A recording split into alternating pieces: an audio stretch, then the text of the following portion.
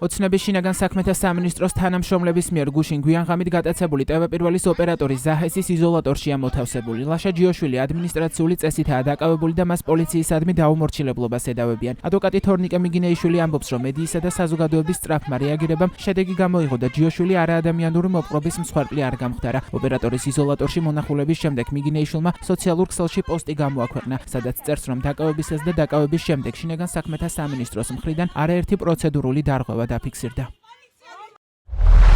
ხალხმა ხმაურმა მედიამ სწრაფმა რეაგირებამ გადაგვარჩინა, რომ ის არ არის წამებისა და არაადამიანური მოპყრობის მსხვერპლი. უფლებები არ გააცნეს, სამმართველოში მიყვანამდე არ იცოდა რატომ იყო დაკავებული და ვის მიერ. არ დაარეკინეს ადვოკატთან და ოჯახთან, მოსთხოვეს ტელეფონის გახსნა. სახალხო დამცველის წარმომადგენელმა დააფიქსირა ოქმში, რომ სამართალდამცავების მიერ ლაშას მისამართით იყო მუქარა. დაკავებისას არაპროპორციული ძალის გამოყენების გამო მარცხენა ხელზე სისხლჩაქცევა აქვს. პირველივე წუთებიდან გადაყვანილი იყო მუხიანის სამმართველოში და ჩვენ მიერ არაერთი ზარის მიუხედავად გვატყუებდნენ, რომ დაკავებული იქ არ იმყოფება. პარალელურად ლაშას ესმოდა ჩვენი ზარები.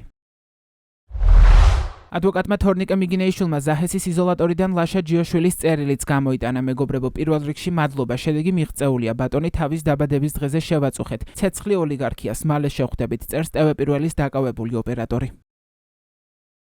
ტევ-პირველის ოპერატორი ლაშა ჯიოშვილი ელბაქიძის დაღმართის მიმდებარე ტერიტორიაზე სამოქალაქო ფორმაში ჩაცმულმა ნიღბიანმა პირებმა გუშინ ღამით ავტომანქანაში ძალის გამოყენებით ჩასვეს და გაიტაცეს. მოგვიანებით გაირკვა, რომ გამტაცებლები ოცნების შინაგან საქმეთა სამინისტროს თანამშრომლები იყვნენ. ჯიოშვილი აქციიდან სახლში ბრუნდებოდა. რომელიც ხელში მეჭირა. ლაივში ვარ. ტევ-პირველის ოპერატორი. გაუშვი ხელი და პოლიციელები უხად გვაჩვენეთ საჩვენი.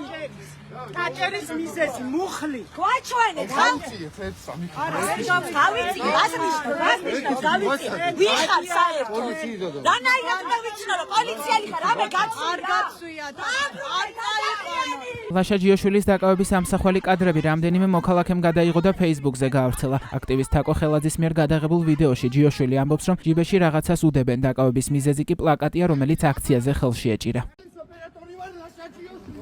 ლაშა ჯიოშვილი? ხალხო, გიხებთ! გიჩვენთ უკვე სახეები! გაუშვით ხელი! ლაშა ჯიოშვილის მდგომარეობისა და ადგილსამყოფელის შესახებ ინფორმაცია რამდენიმე საათის განმავლობაში უცნობი იყო. ტევ-პირველის და მისი ადვოკატის არაერთი მცდელობის მიუხედავად ოცნების შინაგან საქმეთა სამინისტრო მომხდართან დაკავშირებით არაფერს ამბობდა.